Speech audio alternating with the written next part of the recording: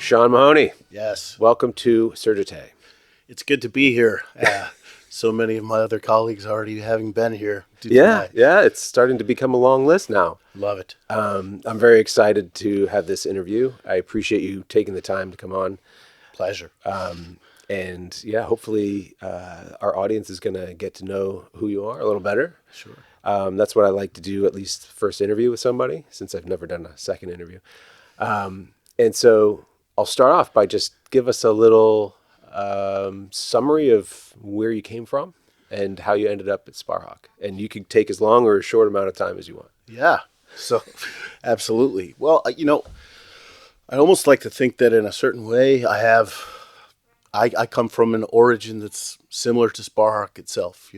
In fact, some of the designs for the academy, when they were just a twinkle in the eye of a few parents and a few teachers that wanted to get together and form something solid and foundation, happened in my own residential backyard of my parents, and that's where I came from.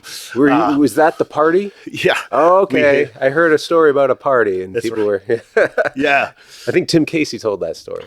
I think it's fitting too, because school like Sparhawk, obviously we emphasize the rootedness in the surroundings and a sort of like organic development. Mm-hmm.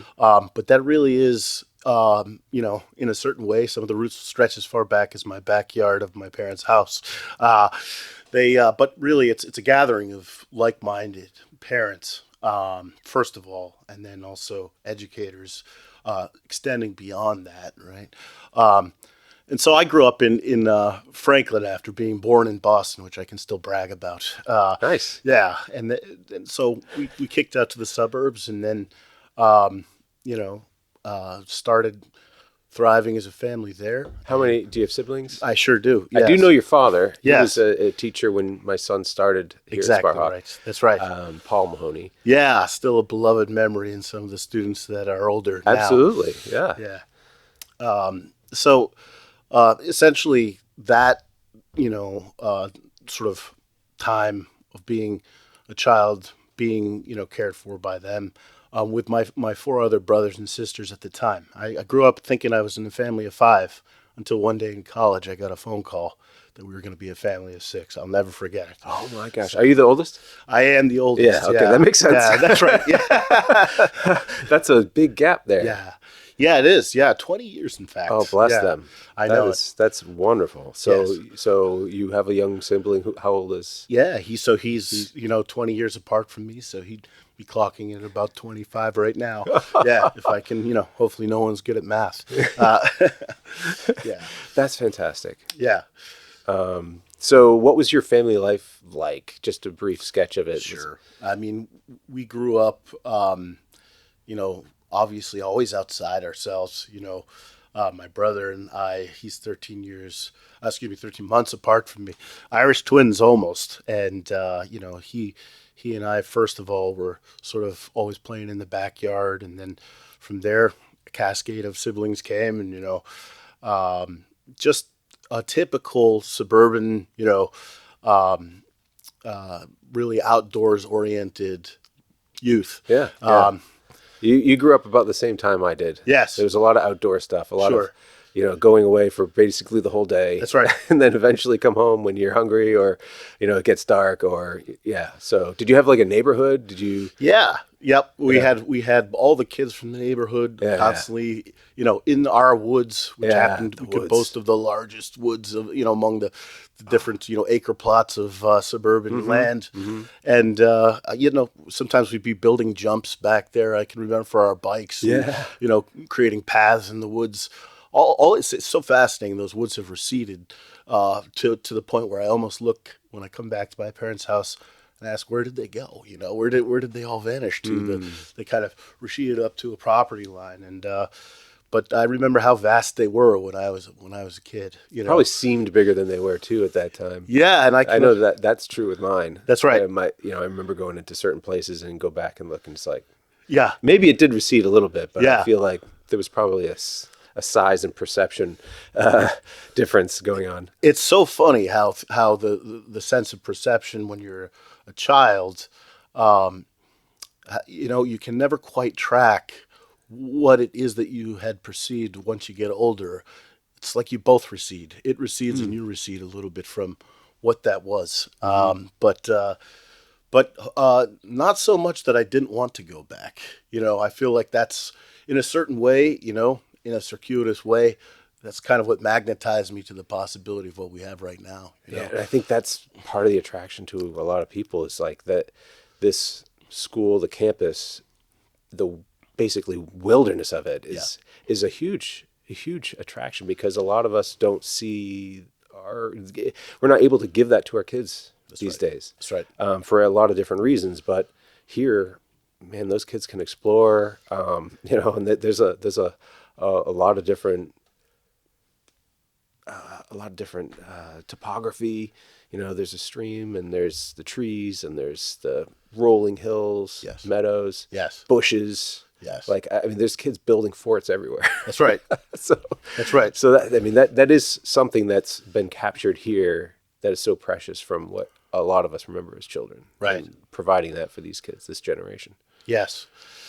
Yeah. And, there's something about, it's so funny. I have now 4 children, but my two oldest, my oldest boy will be coming here in the next year.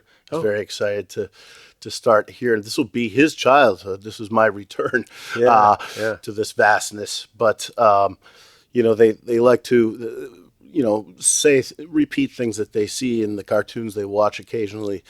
And one of the lines they came away with precociously was, "The 80s were a wild time." I think they got it from some Australian cartoon. The 80s were a wild time. But that wildness, though, is in a certain sense, I guess as we remember it fondly and nostalgically, it's true that, things seemed a little bit more free, a little bit more, it's a little safer, a little freer.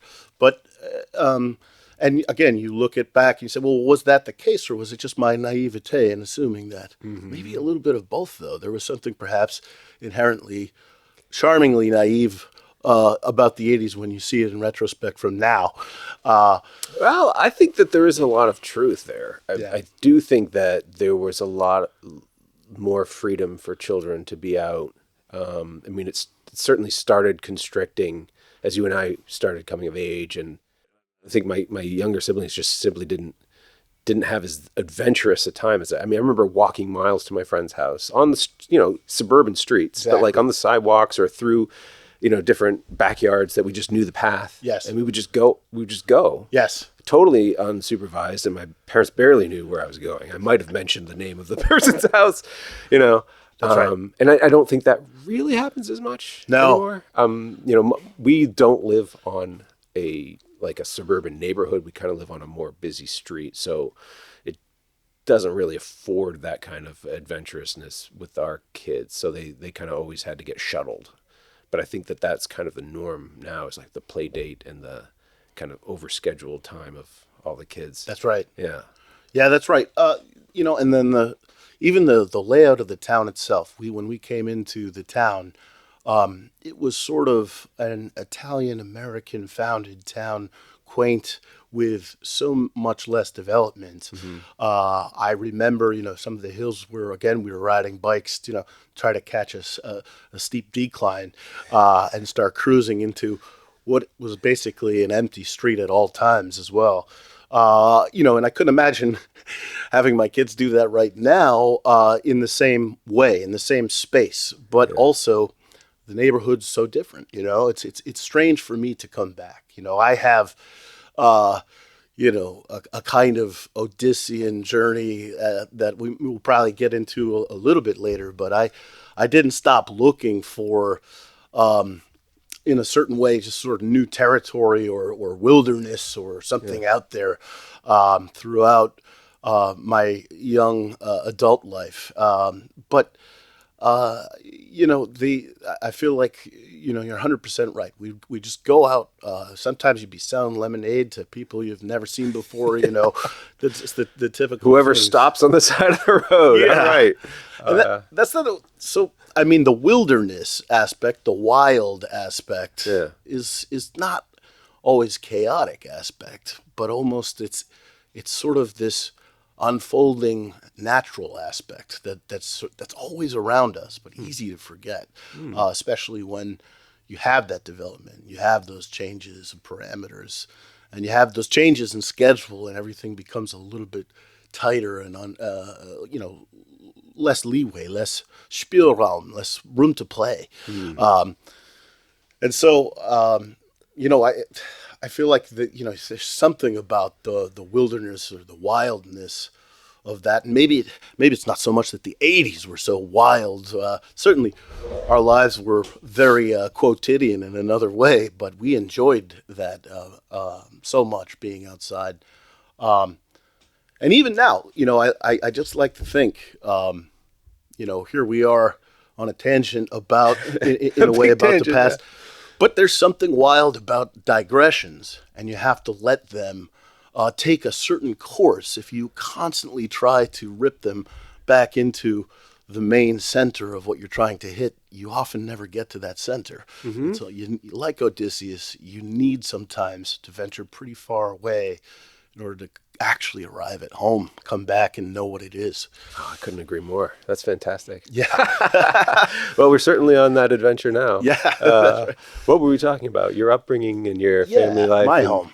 Yeah. My home before I left it, before I knew it, in retrospect, I suppose. But also, while I was away and I was overseas, sort of, before my return, that's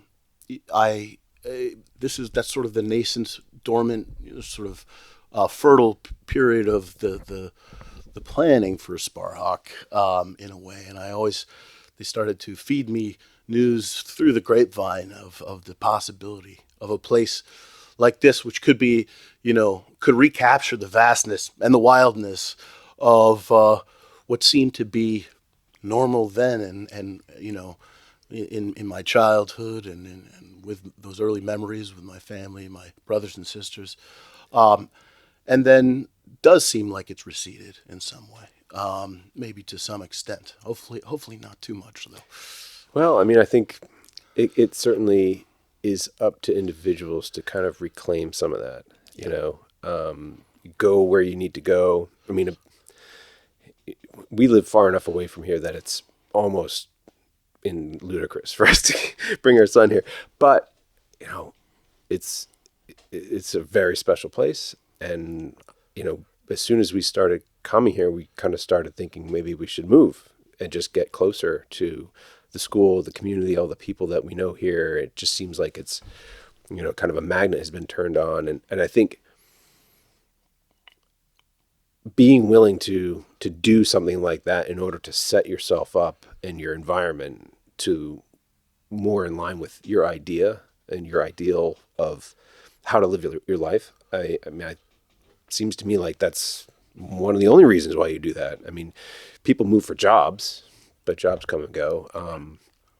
People move for, for family, which is important, but, bringing your kids up, especially for any young family, you want to be surrounded by similar families that, not, I don't want to say it's like all, homogenous, but like having the right approach to life, right? Yes.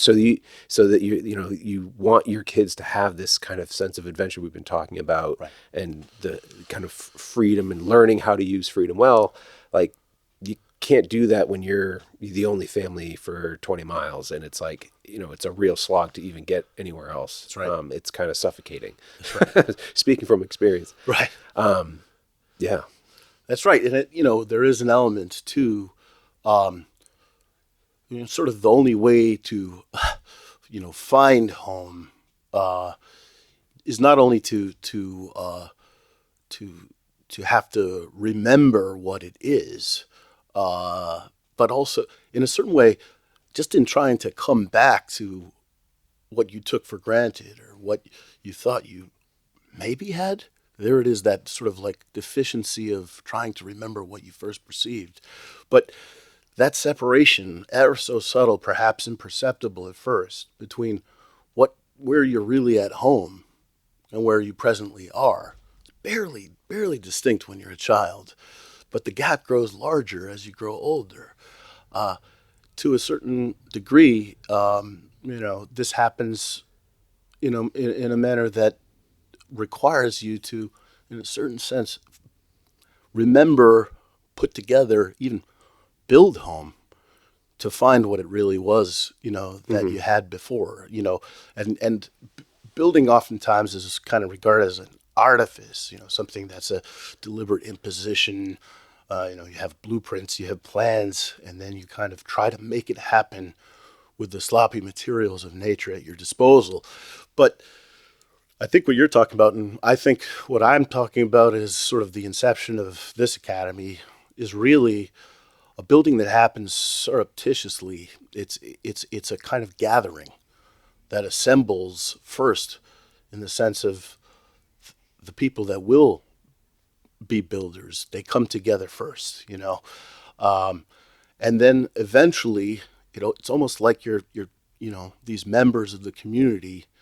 They come together, and then the sort of members of brick and mortar, the stone, the logs of the log cabin, whatever it is, it all starts to get brought back together and remembered to institute that the kind of the presence of what you had a nostalgia for, called home. That homeward turn, and so it's in that way, I do definitely look at this whole part of my life and my privilege to be here and be with these guys as they're calling this, the school where they're at home, and in a certain way, it's a second sailing and a return for me. It's not infrequent that I come onto campus early, and amidst the fog that's been captured beautifully by some of Mr. Lechner's photos that now hang in the Great Hall, writ large. But you have to pinch yourself. You have to realize, my goodness, this is where I get to come and be with this new community, and it feels, even as it's exotic and vast, it feels like it's capturing something of what I thought was home, Yeah. So, yeah, absolutely. So, as you were speaking there, I was thinking of a different metaphor, I guess, of, building is one way to look at it, but maybe like clearing or pruning or, making room for that kind of organicness, which is part of home, right? Yes. Every home is different. Every home is filled with persons, individual people who, they have their own way about them. Yes. And so it's always unique, and you want to let, people breathe, let them explore, let them, try out musical instrument or, reading this kind of book or writing or whatever. But like everybody they need to have some room. Right. And one thing I feel ever since I started raising my children is like, it's very suffocating. And there's always a kind of pressure to do this and that, and like book up the time and like overcommit with time. And man, like some of the best weekends are there was nothing going on, and it's like, sorry, we can't go because we're doing nothing that weekend, and you just need some of that. And so similarly, I think, clearing away some of the extraneous things that can easily creep in, because that kind of need or hunger or kind of wanting more, it needs to be pushed down, and you need to kind of create a proper hierarchy of priorities. Right. An important one is, a sense of leisure, or a sense of just, taking time. I mean, the chapel in the center of this building is just like, that's important. So you should be encouraged to be taking time there, with our Lord, and just, that's important too, not just to go from one subject to the next. I couldn't agree with you more. I mean, it's kind of funny because you mentioned leisure, right? And it's true too that whenever you're building, I get fascinated by the interstices, or the points of liminality between what grows and what is cultivated and what is built. Because, and in fact, I devote a lot of time, sort of in the intellectual life I try to maintain in a ragtag forum in the midst of 4 children and busy teaching and everything else. Now, of course, busy teaching flows right into that and gets, in a certain way, redirects me out of busyness and business and back into something more, something that can gather these disparate ways in which we can get distracted, busy, dispersed into life, regather it, remember it back into something more whole. And that kind of gathering, it's kind of funny. I'm a big fan of trying to work my own memory through the memory of language. And that's why I have this predilection for the Greek language and its ancient expression, and in particular Attic Greek and Koine Greek, and we even have a little Sparhawk Attic Greek society, which sounds incredibly formal and really means just we putz around with the Greek alphabet with the kids so that they can kind of get a taste of it and enjoy it. Yeah. Some of that's matured, and I have high school students and beyond that come back, and we work through some translation, Plato, Aeschylus, many great works that we can tap into, and it's incredible. But the point is that there's a word in Greek, really famous word, not just because St. John made it famous. In archein ha logos is the beginning of his prologue in his gospel. In the beginning was the word. Well, this word is the Greek word for word, but it's just one of them. There are many Greek words for word, but this particular word has an interesting history to remember too. And the word is, if you let me take this digression, maybe we'll come back home to what we're talking about, legein. And legein means to speak, but it also, at the same time, is nearly isomorphic with a word that most philologists speculate was the same word at some point, which means to glean, harvest, collect, or gather, right? As one would gather grapes for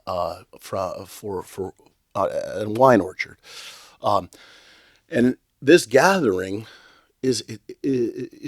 goes so far with the meaning of this word that even the Greek word logos and legein, we find this meaning of to rest, gathered, right? A place where one can gather oneself in rest. And so you have, for example, Homer uses the word lachos, which is a derivative of the same word, and means a place of lying in wait, and indeed even for ambush in the case of the Iliad, but a place to remain hidden, gathered, poised, and ready. And I think that all of these things kind of point back to this liminal space or blurred distinction between what's just merely artifice or even technology and what's nature, and living in that space is cultivation and allowing something to come forth and unfold into the fullness of its essence, what it already was. It still needs, as it were, a hand to be fully what it is, to be cultivated. And, it just seems to me that happens when you have an understanding of motion, of going somewhere, of departing in some direction, which is not the opposite of rest, but rather is fulfilled by rest, right? As it were, the whole motion, whatever you're doing, whatever activity, or maybe a course of a life story like the one that we're perhaps giving of me right now in some minorly falsified way or superficial manner, as best we can in little snapshots or anecdotes, that that kind of motion has to be seen through to the rest of the motion. The culmination of the motion in its rest brings the motion, which is partial, into a wholeness. And so that can't be done, right, unless you are moving toward home, moving toward a place of rest, a place where you can gather yourself. And that's a place where, when things are gathered, you think of people gathering things in a harvest or a field, what do you do next? People that are to gather them themselves come together first. They bring what's been cultivated into a kind of shelter, a kind of store, a kind of reserve, where those things can be at rest and poised and ready. And so I think, when you build an institution too, right, you can approach it in a very artificial or technological way. But the truth is that you're actually just continuing something that is perhaps the most natural motion to a human being. You're preparing for and allowing to come together and to be remembered, a place where you can be at rest and at leisure. And so that's it's that wholeness, that integration. I think that's what we really want. We're always so exhausted by the constrictures of schedule, of the excessive demands that we place upon trying to, on our own lives and maybe our kids' lives, trying to populate the calendar with enough activities to say that we lived a full day. Right. And it's a lot of times that's, as we all kind of know somehow, almost nostalgically, like we kind of remember, there's something echoing in us that says that will precisely prevent you from having a whole day, from having it be complete. You need to come to the rest of the day. Yeah, definitely. So I think that resonates with me certainly, and I think the community here as well. Yeah, is that there's a really important aspect that can easily be overlooked as you're just trying to continue to collect, like you're saying, or prepare or get busy for getting busy the next day. Yeah, yeah, that's right. And then you can't skip the important part, where just kind of the part where you get to enjoy it. That's right. Yeah. It's a good, again, the distinction again between this kind of remembered contentment or self-containment versus entertainment, where it's almost like that is the final interruption that won't let you come to rest. There perhaps in perhaps more naive times, there was less of a gap between what was entertaining and what was restful. But now, I mean, it is one of the chronic complaints of anybody living through our age that you have to constantly, extricate yourself from ceaseless scrolling or from flashing screens, etc. But the contentment that you're putting off is that's the rest that you were so restless for, that's what started you going in the beginning, was to find that place of rest. Again, it's not a cessation of motion; it's an intensification of it unto stillness. And I feel like that stillness, a great poet of the last century, T.S. Eliot, in his crowning masterwork of the four quartets, at the very end of Little Gidding, the fourth of the four, he says, we must be still and still moving in a motion that is not antiposed to rest, right? But is in fact the full indulgence of the end perfection of this motion. That's what we have in the rest. So I know I jumped ahead to to resting, but I think that when you start off with something that isn't yet cultivated, doesn't yet have a trellis, right? It's wild, but it's searching for the fullness of the reach of its motion. It's searching for the fullness where it can be the rest of itself, and that's somewhere along that journey, I think you cross a threshold between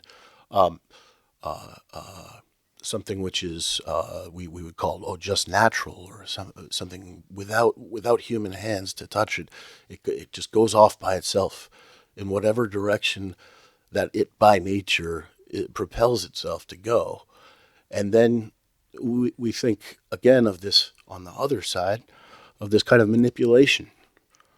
But we forget that one of the echoes of home that keep us so nostalgic is something like an intimation of that prelapsarian Edenic state. It's a garden.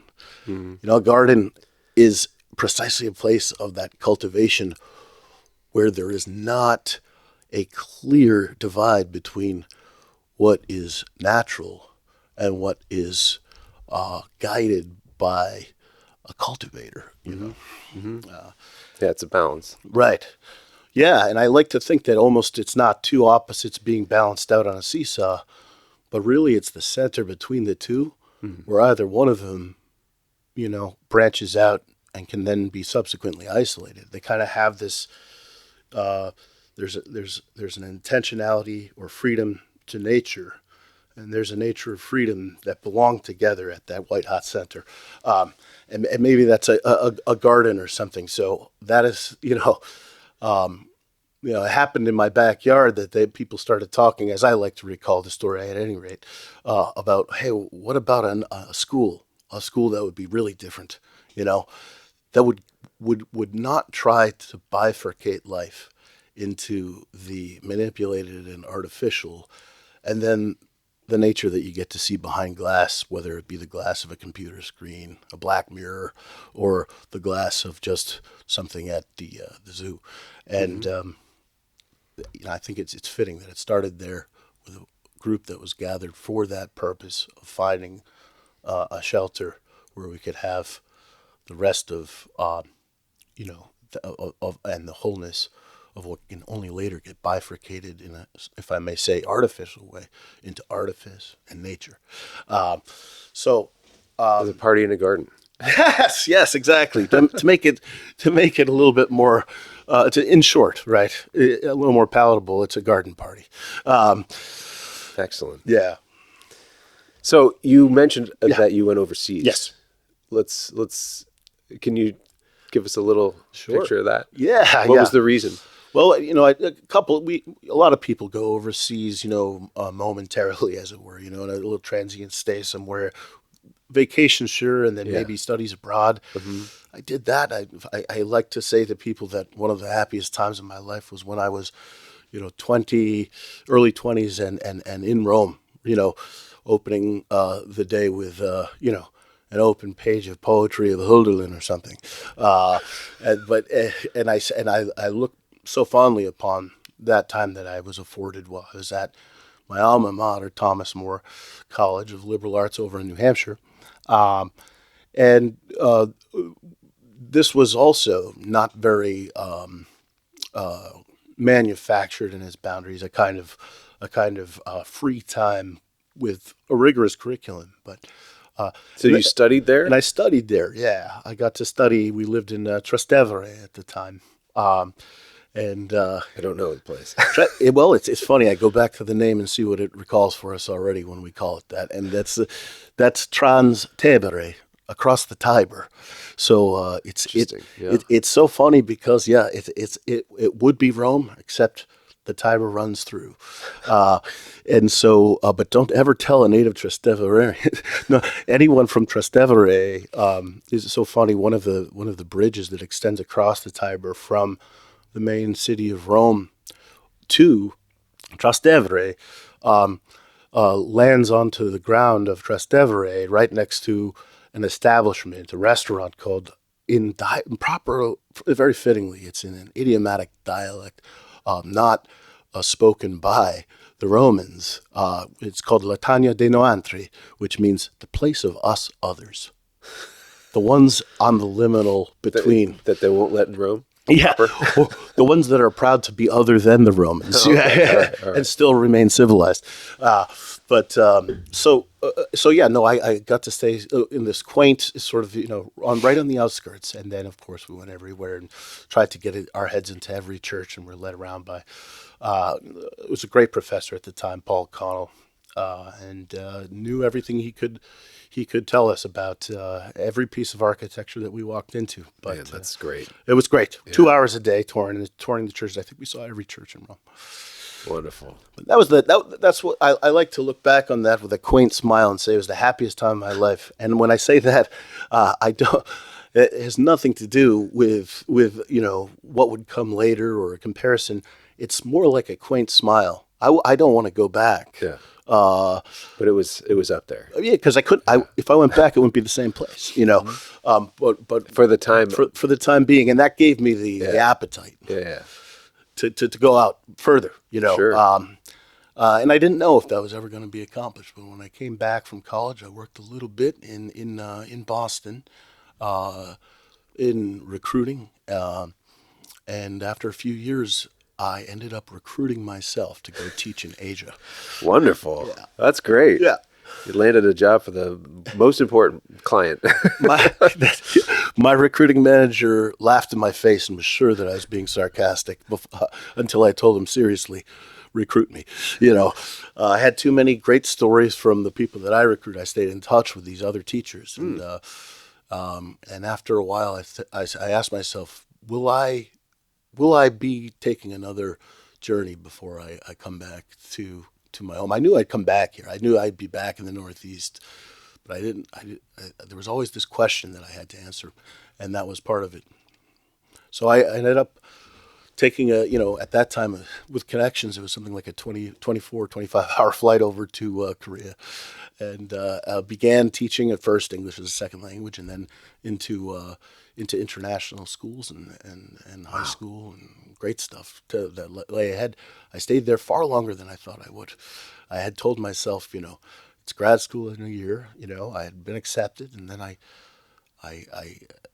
couldn't. When it was time to leave, I said, "Man, it's not quite yet time, is it?" And I stayed there for the good part of a decade. I was there for 8 years. Wow. So that was sort of my farthest stretch geographically away. So did you have your first children there? We did, yes. Both my son and my daughter first, were born right there. Did you get married there? I did, okay. Yes. Yeah, that's right. Did you meet your wife there? She's native South Korean, that's right. Okay. Yeah. I don't think I've met her. Yeah, she's in and out every once in a while. You'll see a lot more of her next year. I'm sure. Yeah, she's going to be... My son will be here. Mm-hmm. That's right, yeah. She herself now a teacher, so very good. But... yeah, so that was sort of, I feel like that was the wildest digression in terms of how far I would reach out, sort of stretch toward what would seem foreign, Mm-hmm. And I needed that kind of tension in the bowstring to be shot back to home and realize what it was. Mm. So it took a while. A lot of good fine tuning that happened out there. Yeah, I'm sure. Yeah. Early years of marriage, first children. There's a lot. There's a lot that happens to a man. Yes. Yes. In those years, for sure. So you came back. What year did you come back? 2018. Okay. All right. Just in time for Sparhawk to start. No coincidence there.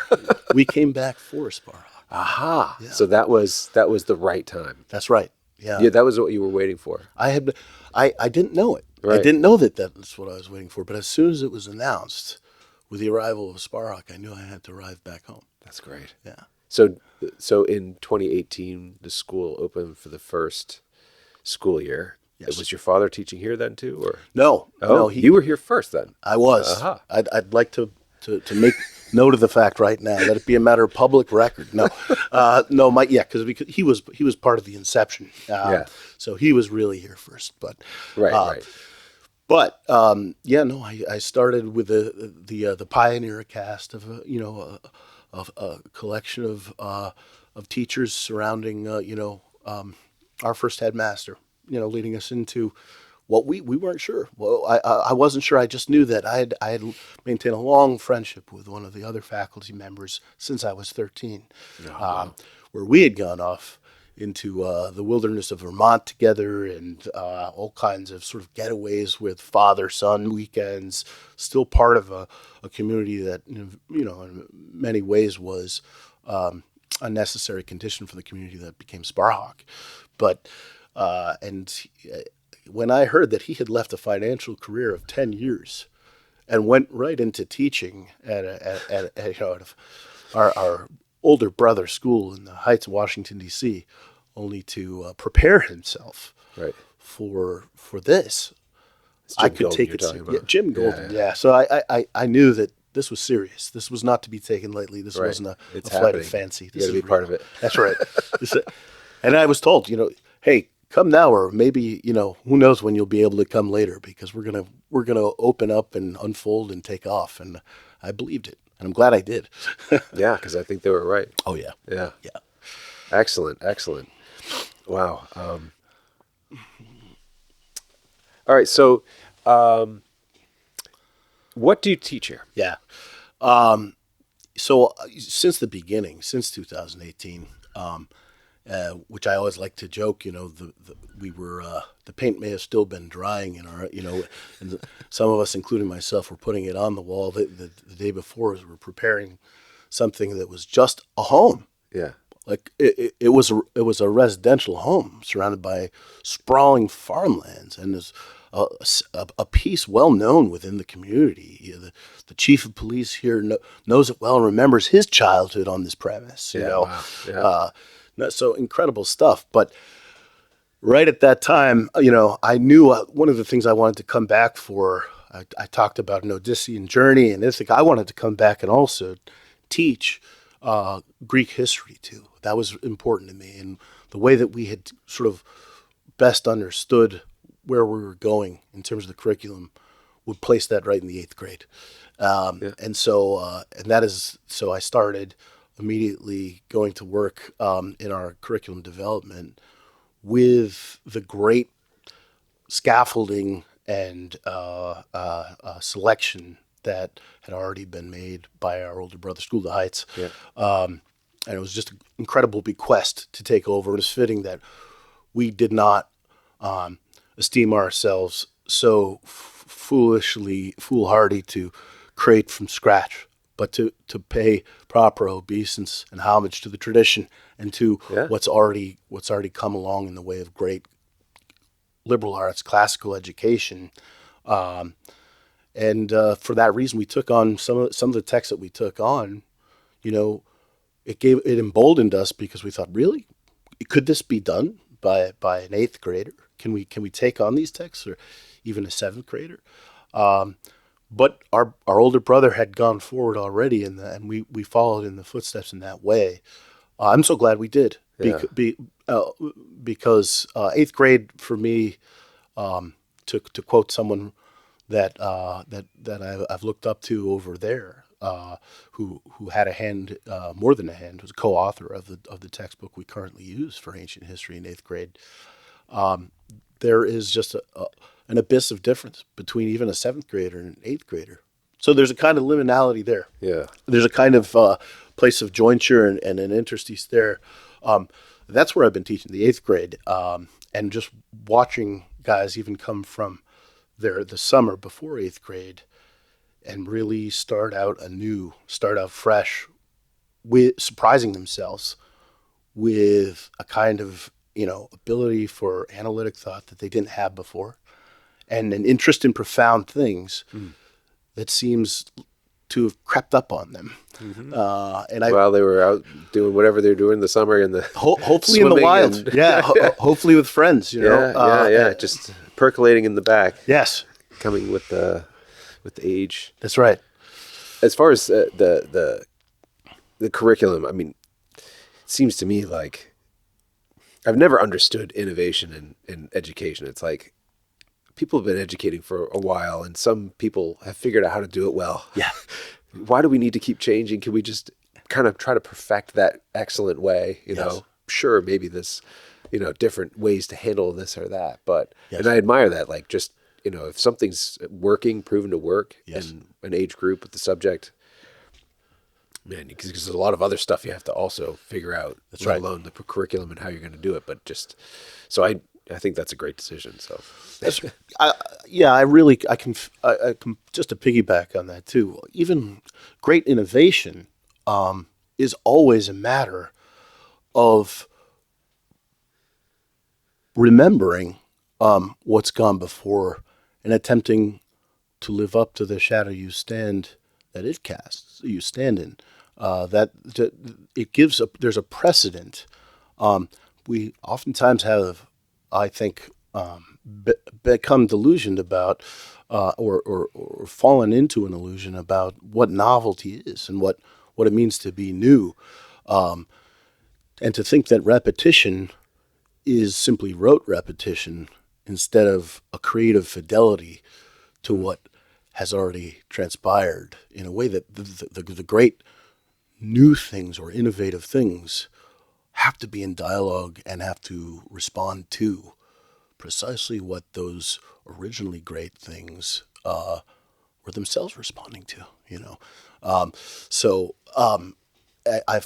think that we, in our own, humble way, tried to do something like that by respecting what was already being offered at such a high caliber level by incredible teachers over at the Heights. And at the same time, when we brought it here, it was already in its underway in its own transition and transformation. Naturally, of course, right. Yeah.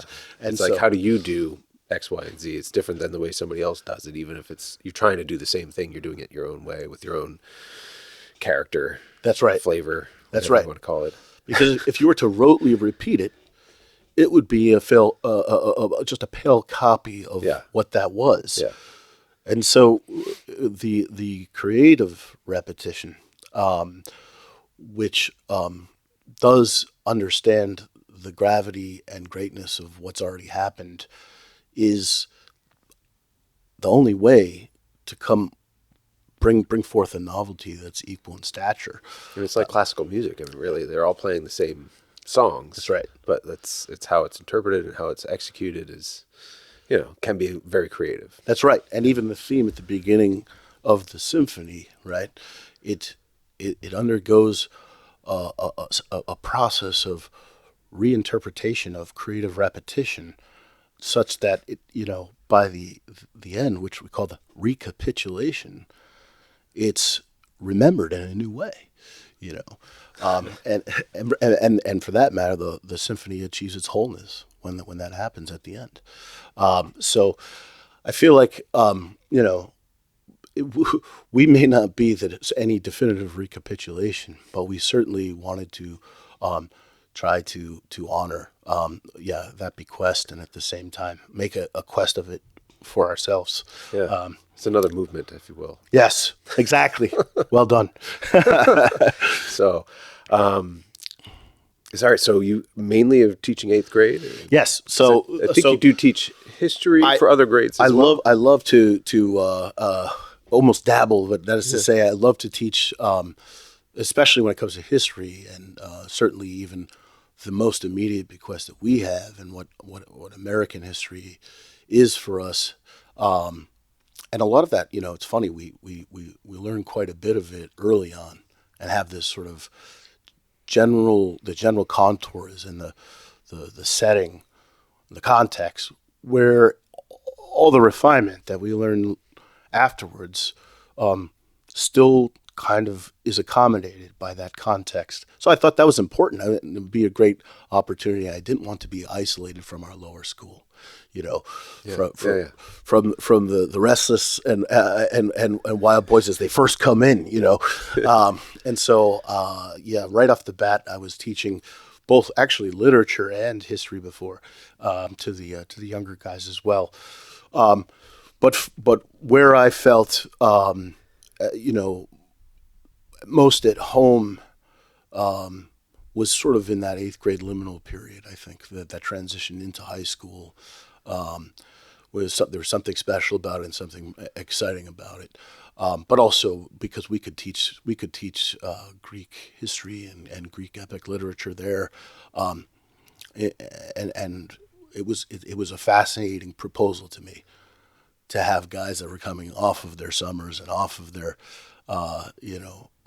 time in with their friends, to suddenly realize that there was something worth it about ancient Greek history, and even ancient Greek tragedy too, epic literature, that was actually, scratching an itch that they didn't know that had been percolating. So is there a good response to that course in the 8th graders? I mean, they get it? One of the things that I always kind of hold to is that a teacher has to learn more than his students if he's going to teach, because he has to learn to let them learn in the double sense. Sure, pedagogy, learn how to let them learn, but also if he's not learning at the time when he is teaching, if he isn't dedicatedly submissive to what is being said as if he hadn't heard of it before, then they don't see how to learn. They watch you learn. That's right. Yeah. It's kind of like if the fire's not already burning, how's it going to catch? Interesting. Yeah. So you have to learn to let them learn. And so when if I were to say, do they get it? Well, if learning in that way has gotten to them in any way, then they get it. Because I don't have a magic hat of answers that I want them all to repeat. Right. But I mean, do you see that kind of spark and that kind of a realization of I don't know, the value of what these stories are being passed? Like, why are they so old? Why are they still with us? Yeah, I think that's why I really love teaching the 8th grade, is because year after year, and in each time it's a different way, a way that I wasn't expecting before. I get to see them turn toward what they thought was ancient history as a near future. And that's really, really cool, because that's, for me, already what it is. It is not something that's over and done with, but it's something we haven't caught up to yet. And so this happens in myriad ways, but oftentimes it'll be even, there will be moments where, and every teacher will tell you it, but I cherish them when a student will be reading Shakespeare's tragedy of Julius Caesar, and a student will immediately, upon looking at the text, they'll catch a valence of what's being said that I had absolutely never considered. And then as soon as they say it, I can already begin to anticipate how it could be integral to a proper reading of the text, something that I've missed. That's another, version of, I think, what getting it really is. Yeah. Good. Yeah. Thanks for explaining that. I mean, I have to admit that I'm not that close to the classics, and certainly not teaching the classics. So just hearing you describe it, is, it's excellent. I can tell that you're obviously very passionate about this, and that you care about, each of these students. And, I think it's another one of the things I love about this school, teachers like you. So I want to thank you. Really appreciate that for the work that you do. Oh, thank you. I mean, I want to end maybe just with a little quip. If a student, I get to teach ancient literature and ancient history, and what a student says to me, what we're talking about right now, which one is it? Is it ancient history or ancient literature? I'd like to say yes, because the interdisciplinary crossover, the integration, the way that the things that sort of are artificially parts get remembered, right? Not just one subject to another, history to literature, but also, hey, is this the past or is this about my life? Yeah. Is this life that Plutarch's writing about? I feel like it's saying something about how I could exist. That kind of getting it. Yeah. That kind of excitement where there's a real existential upsurge that's coming from what we all thought were dusty old books we're brushing off, and it starts to live in the conversation where everybody's gathered around and resting upon the material, dwelling upon it. So that's great stuff, and that's why I love being where I am right now. Oh man, I'd like to take a course in that. I wonder if there's some continuing education classicals. But yeah, that's great. Thank you very much, Sean. Thank you, Dan. This has been excellent. Can we close with a prayer? Let's Hail do it. Mary? Sure. All right, in the name of the Father, and the Son, and the Holy Spirit. Amen.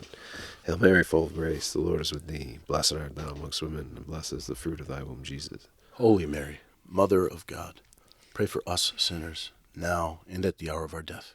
Amen.